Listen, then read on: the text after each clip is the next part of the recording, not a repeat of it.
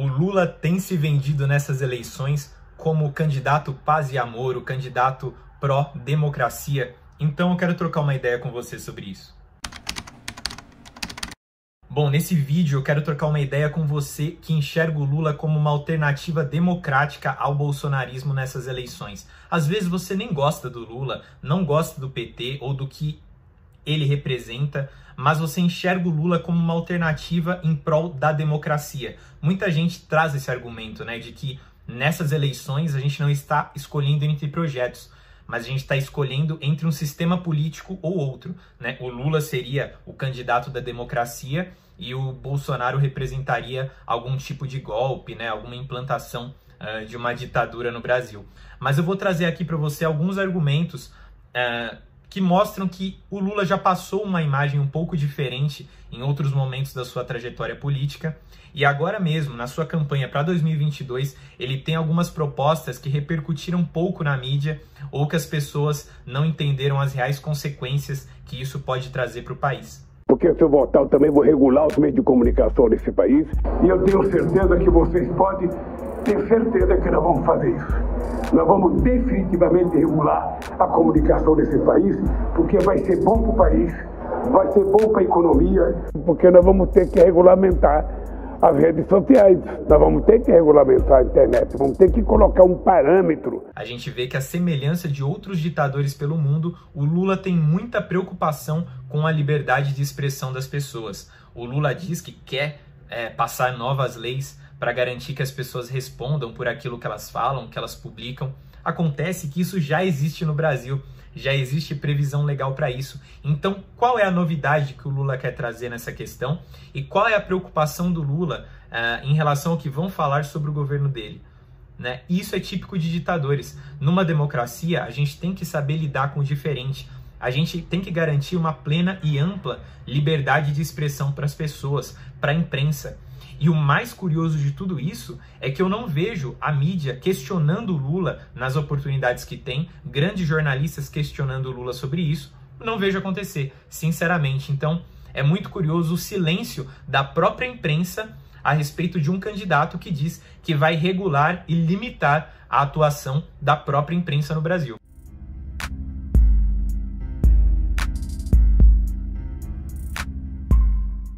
Mais uma demonstração de que o Lula não tem nenhum apreço pela democracia. Ele tentou cancelar o visto de um jornalista só porque ele fez uma matéria que não era do seu agrado. Ele, que era presidente à época, estava no seu primeiro mandato em 2004. A gente já passa a ter uma noção maior do que significa a regulação da mídia que o Lula e o PT querem implantar no Brasil. Qual é a preocupação deles, de fato, com a liberdade de expressão? Nesse caso aí, a gente teve um pequeno exemplo do que pode vir a acontecer com a nossa imprensa se a gente tiver a aprovação dessas leis.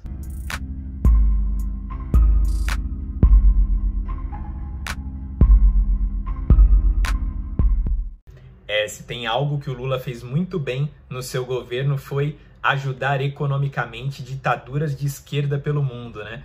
Então, por que você acha que um ex-presidente que tinha tanto alinhamento com ditaduras está preocupado de fato com a democracia, com ideais democráticos aqui no Brasil?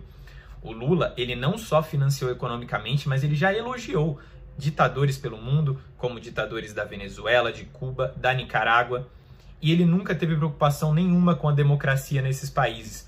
Por que você acha que o Lula é um democrata de fato? Ele não é.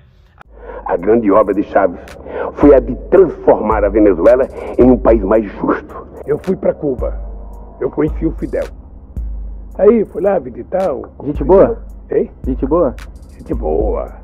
Por que a Angela Merkel pode ficar 16 anos no poder e Daniel Ortega não? Sí, pero Angela Merkel ha gobernado 16 años, Felipe González 13 en España, y no metían ninguno de los dos a sus opositores en la cárcel.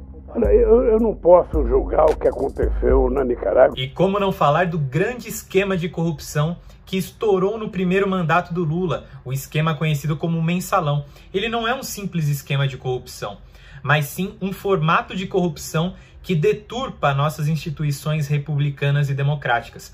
Como a gente pode dizer que o Lula é a favor da democracia quando ele implementa no Congresso Nacional um sistema de compra de votos para apoio em projetos do governo. Ou seja, ele abriu mão de todo o convencimento, de todo o aparato democrático que a gente tem no nosso Estado para garantia da independência dos três poderes.